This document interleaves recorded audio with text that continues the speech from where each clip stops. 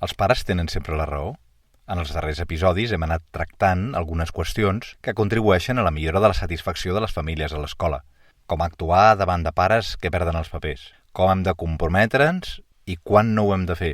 Com recuperar la confiança quan l'hem perduda. Algú m'ha preguntat amb una certa sornegueria. Així doncs, hem de tractar els pares com a clients. Tenir-los contents i donar-los sempre la raó. Jo no he dit això. Si penséssim que sempre tenen la raó, posaríem en qüestió la nostra professionalitat com a educadors. Però això no exclou que procurem la seva satisfacció. Com s'equilibren totes dues coses? Justament sent professionals, separant les actuacions que hem de decidir, no acceptar la petició d'una excepcionalitat, suspendre el fill, informar-los d'un tret negatiu del seu caràcter i del seu comportament, separant aquestes actuacions de l'amabilitat que mereixen. Una comparació que he fet molts cops i que també he sentit a altres persones és la del professor amb el metge.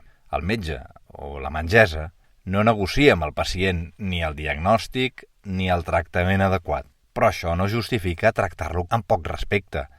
L'informarà amb delicadesa de les males notícies. Escoltarà amb paciència els comentaris que aquest faci, molt sovint desencertats, sobre els símptomes, perquè en qualsevol cas no s'oblidarà que al capdavall és el pacient qui té la malaltia. El client no sempre té la raó, però sempre és el client. Això diuen els formadors d'atenció al client. I trasllado aquesta frase al món escolar i resulta encara molt més contundent. Els pares no sempre tenen la raó, però sempre són els pares. Ser els pares de l'educant no és una dada de poca transcendència. El seu rol és molt més important que el nostre.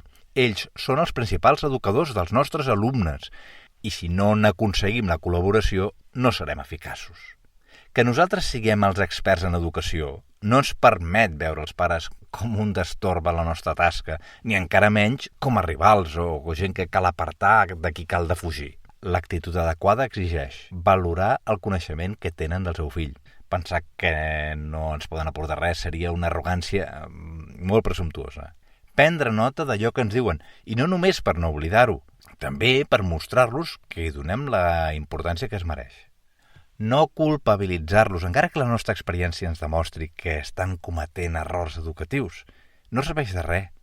Tendim a buscar culpables quan el que hauríem de fer és cercar solucions.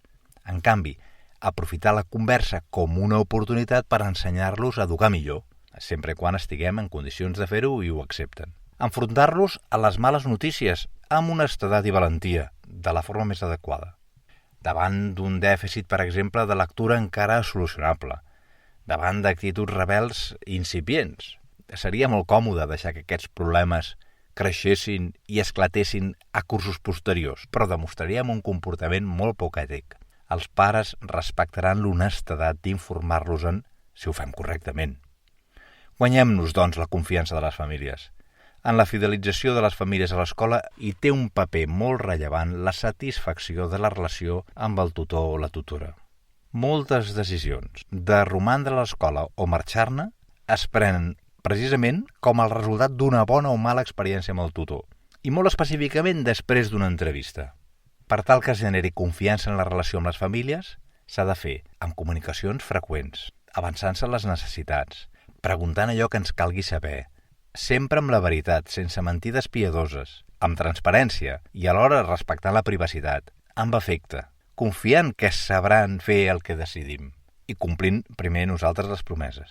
Així doncs, la satisfacció que nosaltres volem generar a les famílies no és la de que no es trobin en problemes quan realment hi són, sinó la de constatar que som al seu costat, per fer-los-els veure i per ajudar-los a superar.